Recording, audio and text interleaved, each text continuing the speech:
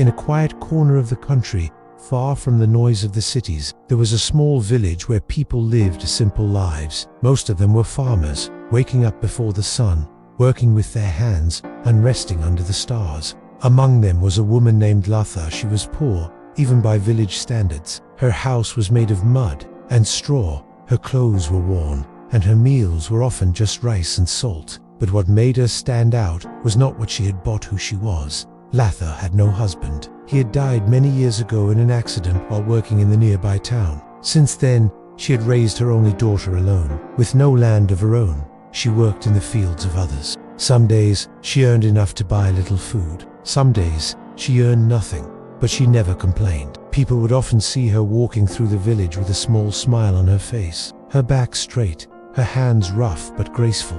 The children loved her. She would tell them stories under the banyan tree after work, stories of animals, kings, and magical lands. The elders respected her for her strength, but most people simply pitied her. They would whisper, "Poor woman, so much hardship, and yet she carries on." What they didn't know was that Latha carried something inside her that most of them had forgotten who. One year, the village faced a terrible drought. The rains never came. The wells dried up. The crops withered in the fields. People grew desperate. Fights broke out over water. Families began migrating to nearby towns, hoping to find work, food, anything to survive. Fear and anger filled the air. But Latha did something unexpected. Instead of leaving, she stayed, and she started planting. People laughed at her. "There's no water," they said. "Are you mad? Nothing will grow." But every morning, she carried 2 small pots of water from the remaining community well and poured them onto a patch of dry land near her hut. It wasn't much, just a few plants at first, but she cared for them like they were her children. "Why are you wasting water?" someone asked her once. She replied, "Because something has to grow, even if it's small." Weeks passed, then months. Most of the village remained dry and lifeless. But outside Latha's hut, a small green patch began to appear. A few vegetables, some herbs, a neem tree. Her little garden stood like a miracle in the middle of a dying village.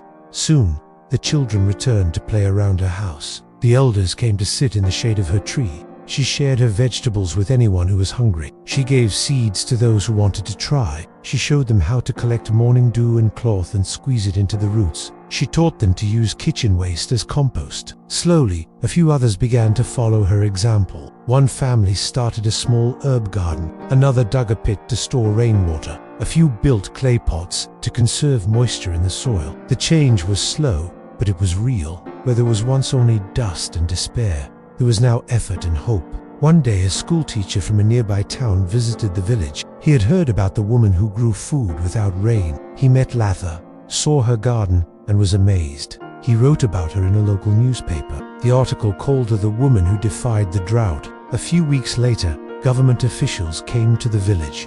Then some NGO workers. They brought tools, training, and support. They introduced water-saving farming techniques, built check dams, planted trees, all inspired by one woman who refused to give up. The village transformed. Within a year, what was once dry land began to breathe again. Green patches spread across homes. Small farms returned. Wells began to refill slowly. More importantly, the people changed. They no longer looked for someone to blame, they looked for something to do. And it all began with Latha. When asked why she did it, she simply said, "Because waiting doesn't help. Complaining doesn't feed you. But planting something, trying, that brings life." Her daughter, who had grown up watching her mother's quiet courage, went on to study agriculture. She became the first woman from the village to go to college. She now teaches others how to farm sustainably, how to heal the earth, and how to never give up.